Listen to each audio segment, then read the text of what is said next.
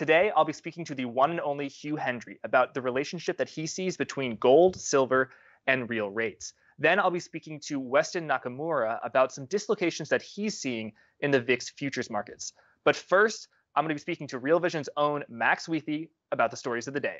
Max, welcome to the Daily Briefing. How are you doing? Doing well. I know we've got other people coming up, so we're going to keep it short and sweet. Yeah, this is going to be a lightning round with you. Warren Buffett and Berkshire Hathaway recently filed their 13F. That was yesterday, I believe. What can you tell us about that, Max? Well, I mean, the big one for me was, the dropping of Barrick Gold. Obviously, gold is down today, and Barrick Barrick being added to their portfolio was touted as this, evidence that Warren Buffett loves gold, or is starting to get gold. One, the size, Buffett doesn't make purchases of that size. If Buffett makes the big, huge, multi-billion-dollar purchases. So I don't think Buffett had anything to do with that purchase in the first place. But it's the way that narratives are spun. I think it's just another great example of being cautious. You should be cautious about narratives and remember who's saying things and why they're saying them. Because that didn't pass the smell test for me originally. And yeah, so I mean that's the big one. I think they added some Verizon, which they had trimmed earlier in the year, so a little bit of a reaffirmation of that bet. But that was the main one I was watching. Looked like they cut some financials. They added one insurance company, but cut some of their other financial holdings there. Yep, I believe they exited JP Morgan entirely, which is significant. They had trimmed it earlier, and they also cut their Apple stake. Although that's not as significant as the headline sounds, people say, oh, he sold Apple. But really, they're just trimming their position because they still own about $120 billion worth of it. Yeah, that's a perfect example of what I'm talking about when I say narratives. It's a great narrative to say Warren Buffett sold his Apple, but 120 billion. That's still pretty confident there in Apple's future. So I would just tell everybody to be cautious about these sorts of headlines and narratives because often there's a reason, whether it's clicks, whether it's supporting your own positioning or your portfolio, if it's coming from, say a gold bug. It's just remember why you're hearing it, who you're hearing it from. Yeah, as always, do your own research, folks. Let's move on to the next story, which is the storms that have engulfed much of the middle of the United States, particularly Texas, forcing rolling lockdowns on the state. Max, what can you tell us about that, as well as the energy implications that are perhaps behind it? Look, I mean, as far as, boots on the ground, I'm probably not the right person to tell you exactly what's happening in Texas. I know we have a team slowly growing in Dallas, and I'm sure they could tell you horror stories about what's going on there. And then obviously some people in Austin too. We've had to cancel interviews. We hope to have some interviews with some people who are based in Texas this week that we've had to cancel. So, it has certainly affected us, but really in terms of what I'm taking away from it is more big picture stuff, which is, I talked to Sean Hackett earlier this year, who was talking about a bullish view on commodities. A lot of people have been bullish on commodities. It's been because of inflation and inflationary concerns. He has a completely different take, which is that there are supply disruptions, and obviously supply is determined by, the crop production, which is largely driven by weather. And he was saying we're going to have a cold winter, we're going to have extreme weather volatility, and that's going to be bad for crops. So at least so far, that seems to be working up. But again, it comes back to that narrative stuff that I was talking about earlier, which is, the narrative and what's happening and are not always tied together. But then thinking more long term, not a little bit. I mean, this is drastic cold weather and serious, but, we're supposedly going to electrify the entire, everybody's going to have electric cars. And how much electricity is that going to add to the grid? And look what, this weather has done to the grid in Texas and the inability to produce enough power there. I'm sure Adam Rodman is pacing back and forth in Dallas in the cold saying, if only they had listened to me, nuclear fixes this. So just thinking about this as an example of longer term trends that, electrification and commodities like copper that are going to be needed. There's just another data point, evidence that we're not even close to where we need to be in terms of having the grid ready for all the electrification that is supposedly coming in the future. Definitely. And with regards to facts mattering more than narratives, there's been a lot of narratives being bandied about, oh, this is solar's fault, this is wind's fault. Oh, no, actually, it's natural gas's fault. I think the reality is just the grid is not built for such extreme weather. And I'd also add that a lot of people see that we've seen enormous price increases in oil and natural gas, and they say that that's inflation, when it obviously is from exogenous events such as like a storm is not going to be here for 5 years, and that shouldn't affect the 5-year break-even inflation rate. And yet you hear some people saying it does. But just to give a little facts to this story, the Texas power grid generally was requiring about 70 gigawatts. 42 of those gigawatts were offline as a result of the Arctic frost. And also as a result, about 40% of U.S. oil production is now offline. And you see the WTI surging well beyond 60 into about $61.50 now. So you are seeing how that story is affecting prices in the real time. Yeah, and I would say less the story affecting prices, but that's an actual supply disruption there. And yeah, I mean, natural gas. Sean, in the previous interview I mentioned with Sean Hackett, he was extremely bullish on natural gas because of this hard winter. I don't think he was expecting something this extreme. But it really matters in physical commodities. It's a supply and demand story. Absolutely. Max, switching gears again, the GameStop hearings commenced today. There were congressional hearings in D.C. What do you make of those? Yeah, I mean, I think everybody highlighted, how humorous it was that what's his name, Roaring Kitty used the phrase, in short, I like the stock.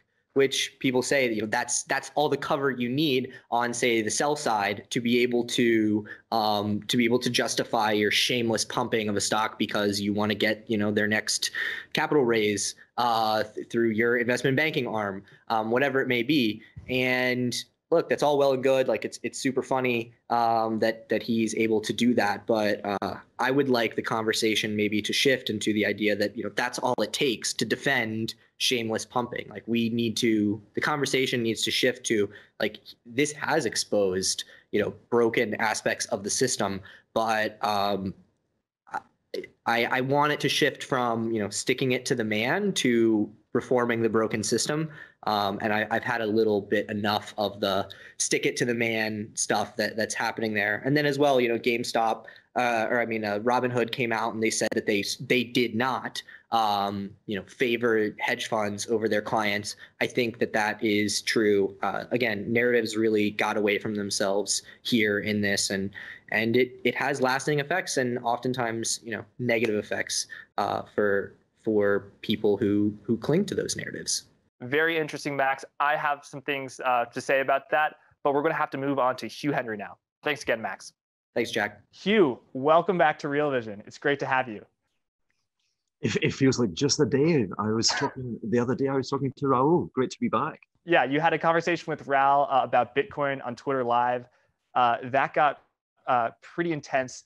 Now this is going to be a little bit more of a mellow chat, just talking macro, as well as to talk about a new project that you've been working on.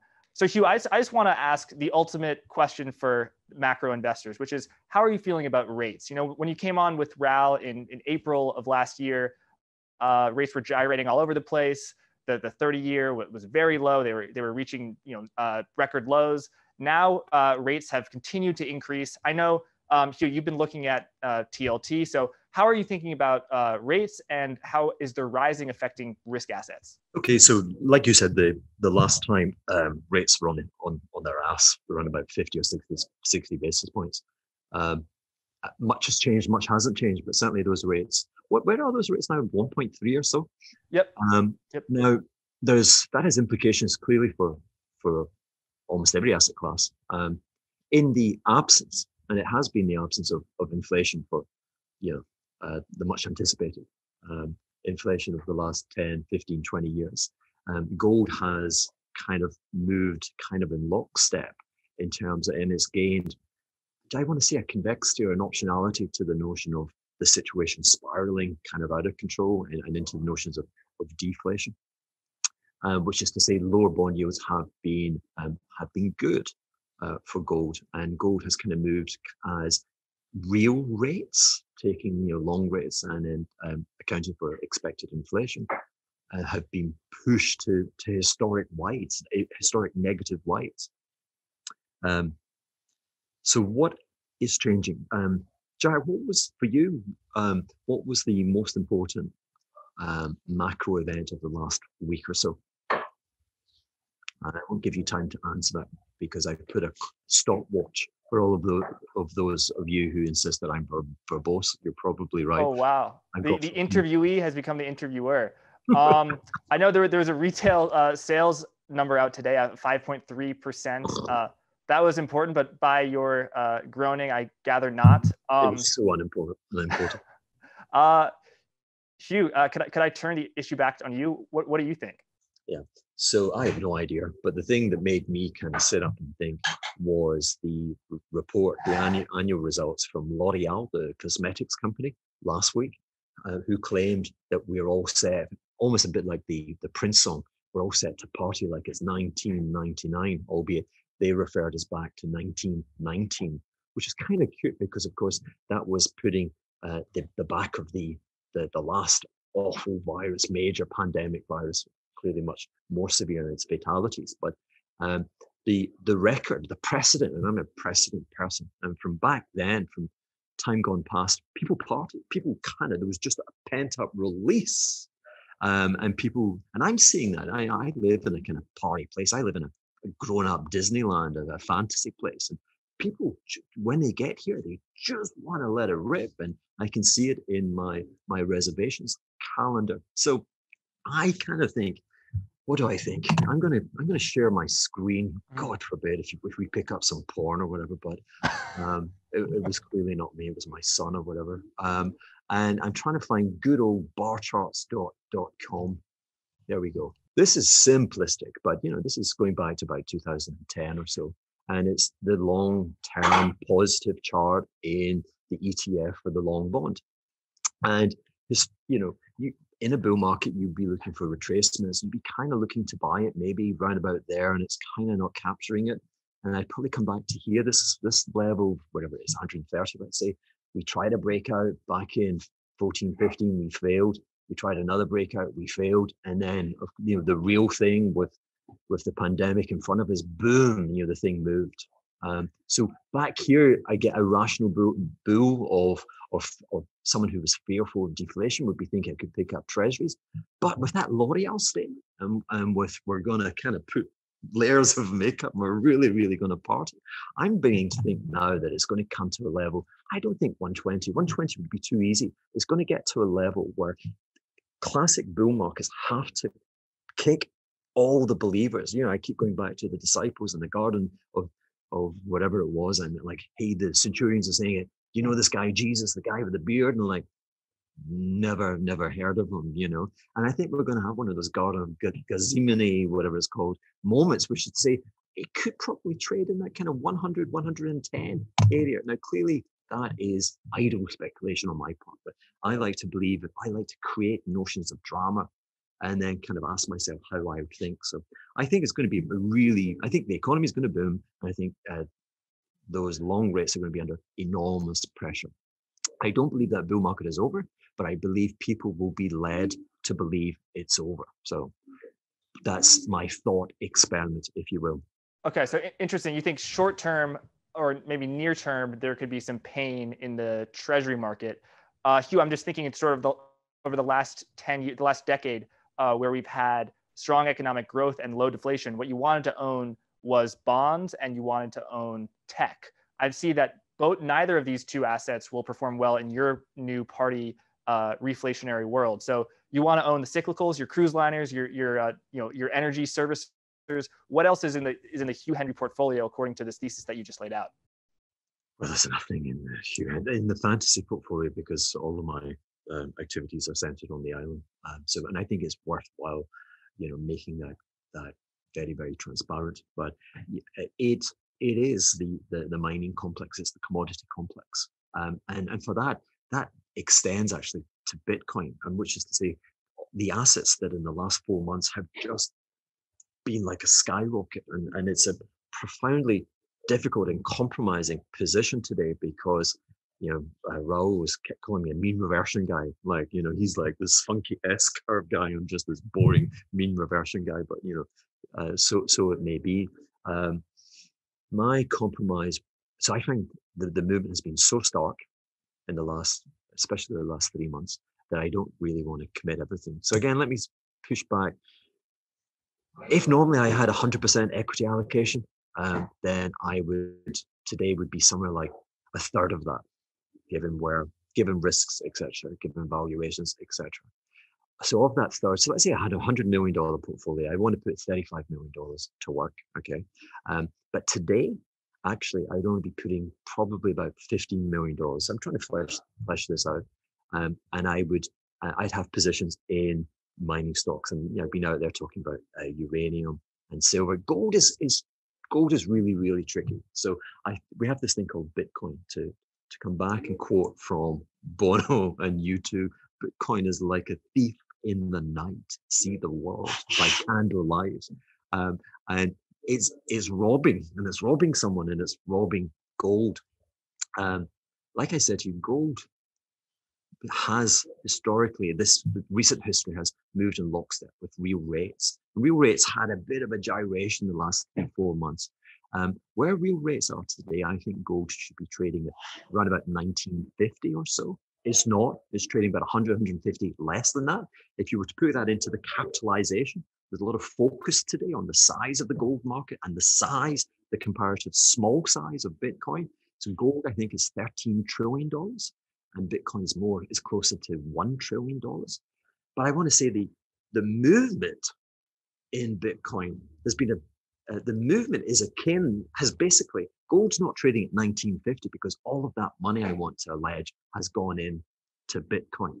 Now, people are hearing me with Raul and some of my comments, they think I would be short for choice. No, I wouldn't. You don't short things which are powerfully exploding higher. I would be long, but again, it would be long in terms of if I wanted to have $100 million, I'd maybe have $15, $20 million. I would want the capacity to be able to buy this if volatility moves both ways. So I hope I'm not confusing you, but that's what I'm thinking. Hugh, you're making perfect sense to me. So let's say that's your $100 million portfolio. Obviously, when you're working with a portfolio of that size, you're really aiming to protect that wealth. Someone like me, who's, let's say, trying to be a little bit more of an entrepreneurial investor, a little bit more of a hustler, take a little bit more risk. Is it calls on those gold miners? What's the play there? Oh, I mean, hey, listen, with junior mining stocks, all you're buying is convexity. You don't need call options on top. I mean, things like Danielson in the uranium sector, I think that went up 55 times in the last bull market. So you don't. And when I was talking 100 million or 100x, 100 apples, whatever, I wasn't talking about my portfolio. I was talking about a hustling type portfolio, a portfolio that wanted to kind of go out there and light it up, write its name. My thing today is, I believe the wisdom is the graffiti written in the subway walls. That's when you're reading my stuff on Twitter. That's kind of what I'm aiming at.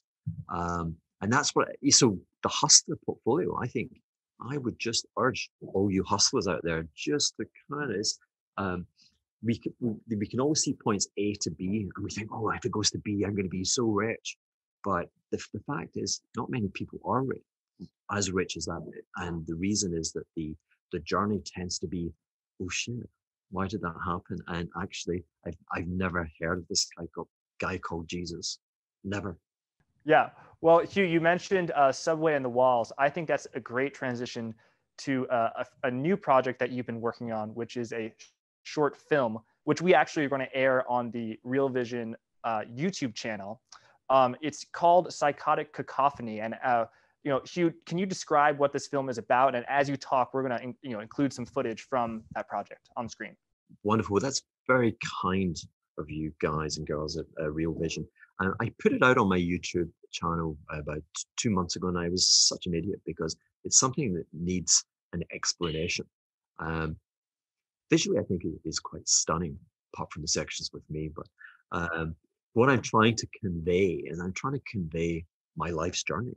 Not that I'm at the end of my life, but I'm kind of at a point where I want to put it in perspective and celebrate it. And the fact is, I had the weirdest childhood. Not necessarily a child, but as an adolescent, I didn't smoke, I didn't drink, I didn't do drugs, I didn't do girls, I didn't do anything except study. Study was a kind of passport for me to try and kind of escape the chains that I felt were weighing me down. I felt that I lived in a grey world. And so the first section is very much that greyness. I mean, I looked out my bedroom window and it was unchanging. It was grey, but my imagination, I was kind of had a colourful imagination. I could see things, and I had the foresight and the wisdom to see a world where I was kind of unchained and elsewhere. Second section is, I then got lots of serendipity, lots of kind of breaks. I like to think you kind of make some of your good fortune from hard work. Found myself working in Edinburgh, found myself working with people with impeccable standing, impeccable logic, gave me a wonderful training, but it was just a clash of cultures, if you will. And I had this strange sensation whereby I felt the vibrations of change, but they weren't teaching me how to manage or to embrace and really make money from them. And the final section is when I met the crazy people. This takes us back 20 years. Hedge funds were still a kind of an alien concept. And when I met with Chris Benody, and he's talking about pirates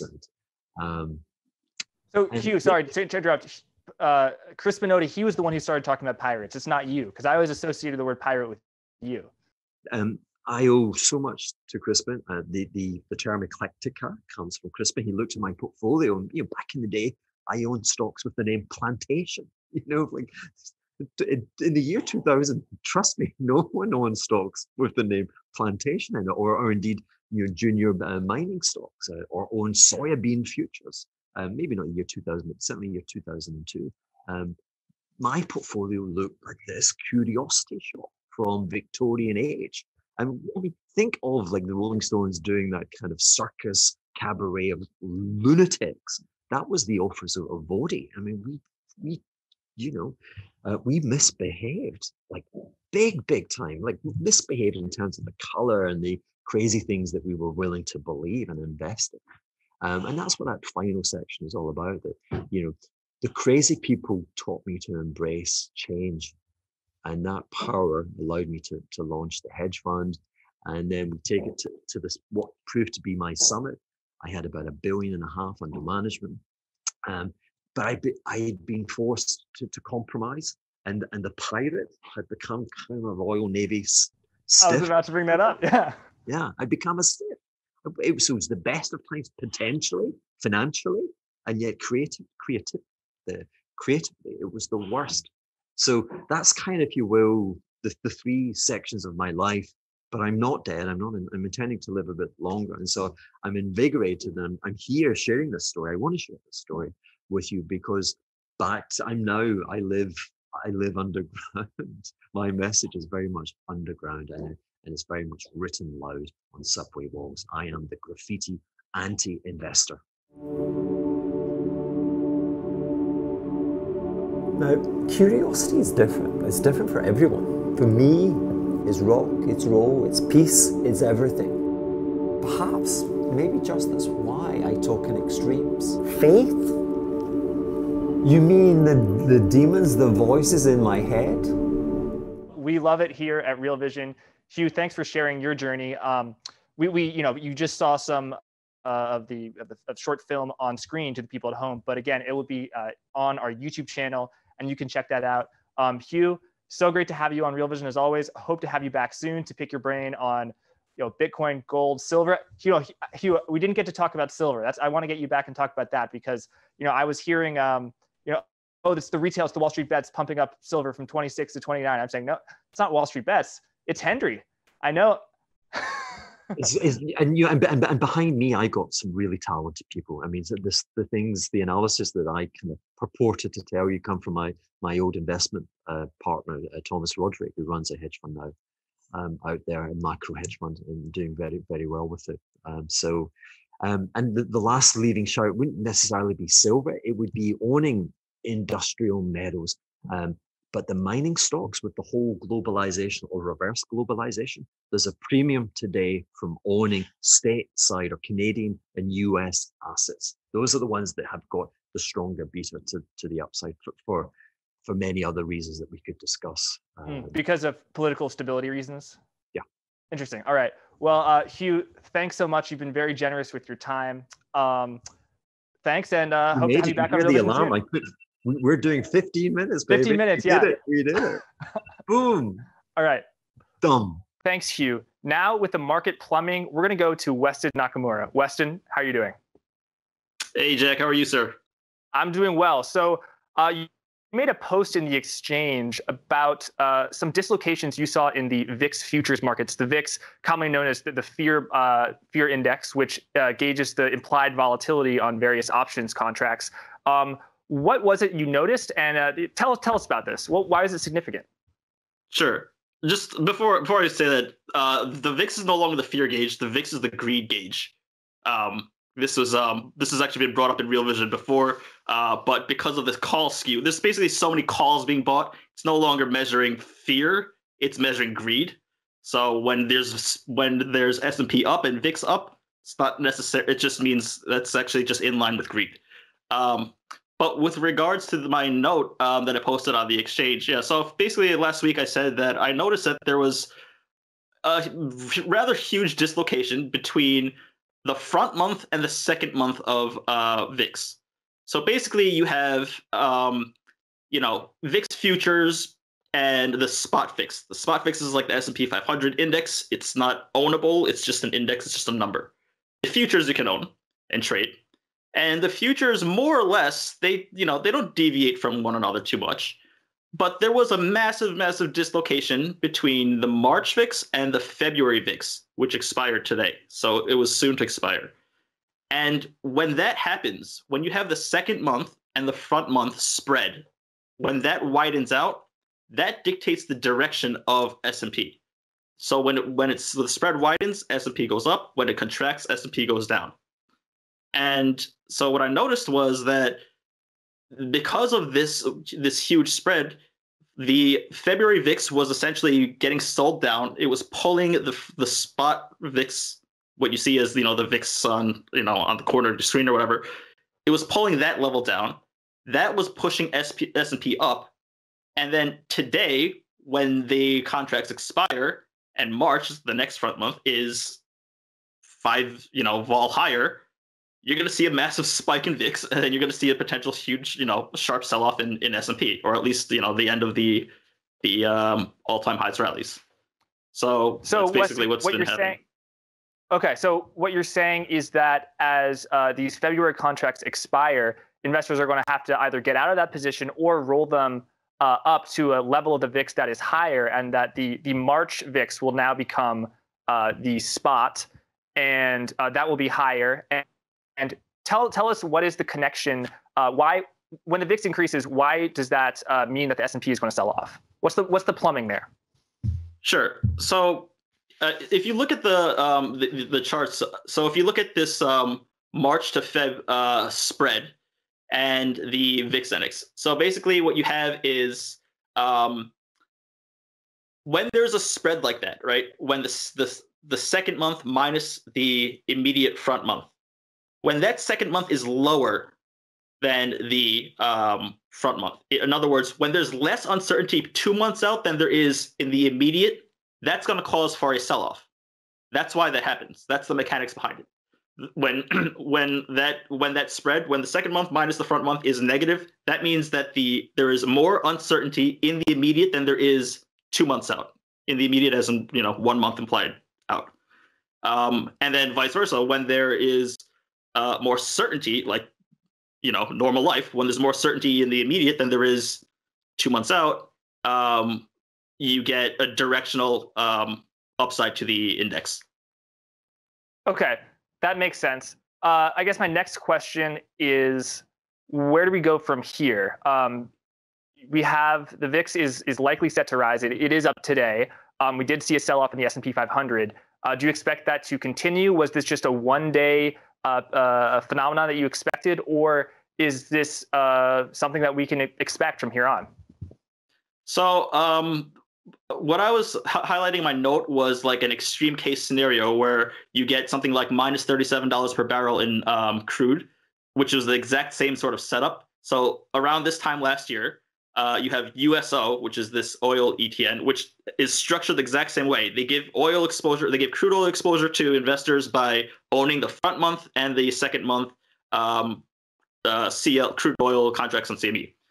And what happened was that this oil ETN USO, they essentially got stuck with so many of these soon to expire futures contracts that there was nobody to sell to, and they literally had to sell at minus 37 as their at $37 per barrel.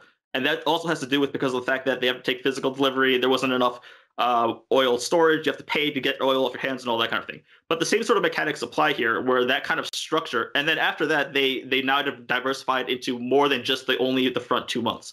So I think that if you go to the UVX fund flows, that's what caught my attention. So UVXY is the largest VIX ETF in the world, and it took in almost 1 billion in AUM in 1 week alone last week. Very, very strange. And if they don't change their structure the same way that USO did, you could very well see a situation in which you just get these huge inflows the week before expiry, just so, like it was, coming into this one. And if UVXY is forced to buy a soon to expire VIX contract, you're going to see more and more dislocations between the front month and the second month contract. That's going to dictate the entire S&P, and the U.S. equity, and for that matter, the global DM equity index complex.